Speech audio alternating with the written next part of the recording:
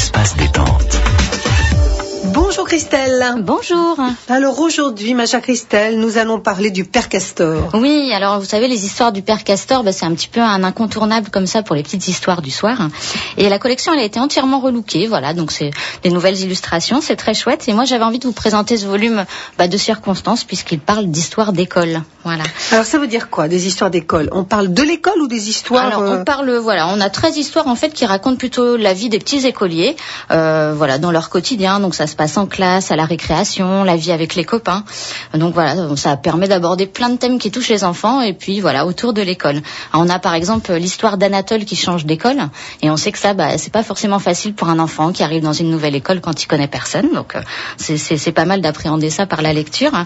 On a une histoire très drôle aussi qui s'appelle Garde à vous l'époux. Alors ça, on sait que l'époux, c'est quand même un fléau dans les cours de récréation.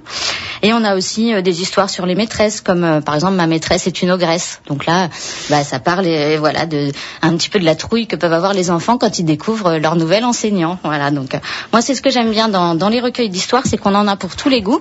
Et puis on peut en prendre comme ça au hasard pour les lire le soir. Et puis on finit par avoir ses histoires préférées. Vous savez, celles qu'on lit, oui, et qu'on relit. Préfère.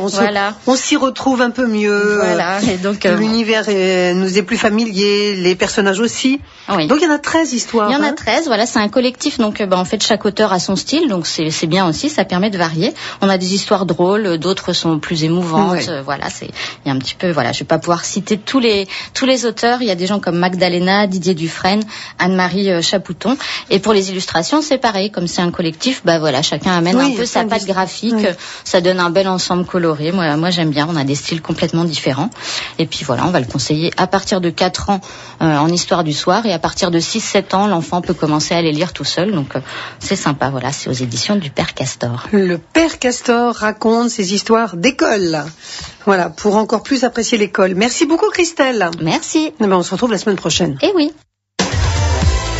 Allez, c'est parti pour le Père Castor qui raconte ses histoires.